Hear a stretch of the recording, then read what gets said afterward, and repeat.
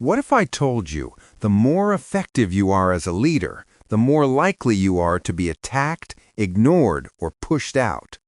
Sounds crazy, right? But according to Leadership on the Line, real leadership isn't safe, it's dangerous. And if you don't understand these dangers, you won't just fail, you might not survive as a leader at all. In this video, you'll learn why leadership is risky, the hidden forces that fight change, and how great leaders stay alive while leading transformation. Let's dive in. The big idea: leadership is dangerous. Most people think leadership is about authority, power, giving direction. But this book flips that idea completely. Leadership is about challenging people to change. And here's the problem. People don't like change, not because they're lazy, but because change feels like loss. Loss of comfort, loss of identity, loss of control. So when you try to lead real change, you don't just face problems, you become the problem. People resist you. That's why leadership puts you on the line. The two types of problems. The authors introduce a powerful concept. There are two types of problems. 1. Technical problems. These are easy to define and solve. Fix a machine, improve a process, apply expert knowledge. No conflict, no drama. 2. Adaptive challenges. This is where real leadership begins. These problems have no clear solution, require people to change beliefs and behaviors, and create emotional resistance. Examples: changing company culture, leading digital transformation, fixing poor leadership habits. And here's the biggest mistake leaders make. They treat adaptive challenges like technical problems. They try to fix people instead of helping people change themselves. Why do people resist change? Let's go deeper. Why do people resist leadership? Because change isn't just about gaining something new, it's about losing something familiar. Even if the current system is broken, people are attached to it. Why? Because it gives them identity, stability, status. So when you push change, people unconsciously think, what am I going to lose?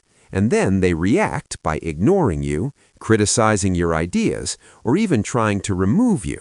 This is not personal, it's human nature. The 4 dangers of leadership. When you lead change, you face 4 major dangers.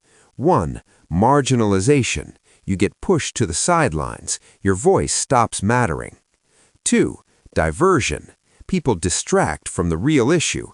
Meetings, politics, noise, anything to avoid change.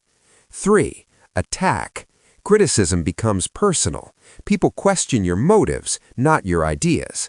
4. Seduction. This one is subtle.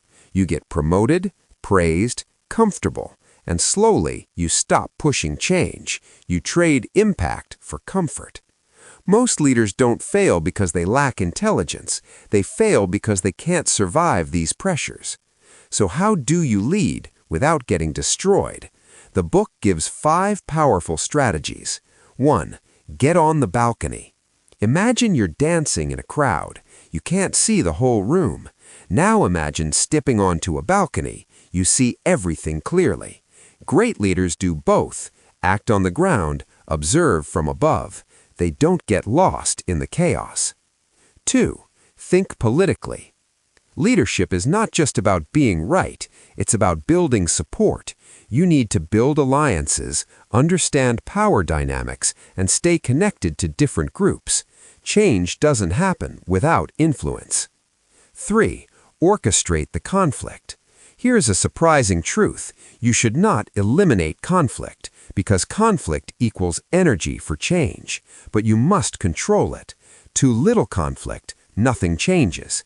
Too much conflict, system breaks. Great leaders manage the pressure like a thermostat. 4. Give the work back. This is where most leaders fail. They try to solve everything themselves. But real leadership means making others take responsibility. Instead of giving answers, ask tough questions, force ownership, push people to think, because people only change when they do the work. 5. Hold steady. When pressure hits, people attack, emotions rise, chaos increases. Weak leaders react emotionally. Great leaders, they stay calm and focused. They don't take things personally. They stay committed to the mission. The inner game of leadership. Here's the deepest insight from the book. The biggest threat to your leadership is you. Your ego, fear, need for approval can destroy your effectiveness. For example, wanting to be liked means avoiding tough decisions. Fear of rejection means staying silent. Ego means refusing feedback. Great leaders develop self-awareness. They separate who they are from the role they play. The real meaning of leadership. Let's bring it all together. Leadership is not about control, about authority, about popularity. Leadership is about courage. The courage to challenge the system, face resistance, manage conflict, and keep going even when it's uncomfortable.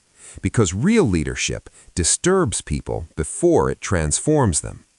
If you want to become a leader who actually creates change, don't just learn strategy, learn how to survive the pressure of leadership. Because in the end, it's not the smartest leaders who win, it's the ones who stay on the line. If you found this valuable, don't forget to like, subscribe, and share. And tell me in the comments, what's the biggest leadership challenge you're facing right now?